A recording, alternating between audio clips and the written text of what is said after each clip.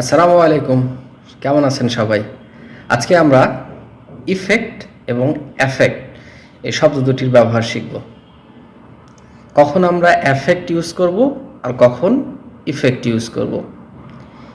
এ double F E C T affect আর E double F E C T effect.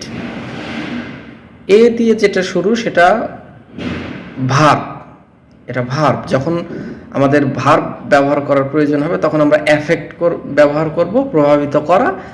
আর যখন নাউনের প্রয়োজন হবে তখন ই দিয়ে যেটা ইফেক্ট ওইটা ইউজ করব, এর মানে প্রভাব। তাহলে আমরা অ্যাফেক্ট দিয়ে একটা এক্সাম্পল বলি। Nothing can affect my mood, or the teachers word affected my mood.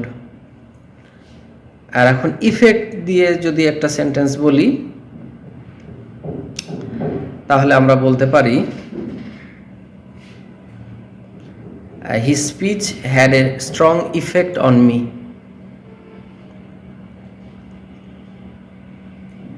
আশা করি আপনাদের এই অ্যাফেক্ট এবং ইফেক্ট নিয়ে কনফিউশন আর থাকবে না। ধন্যবাদ সাথে থাকার জন্য।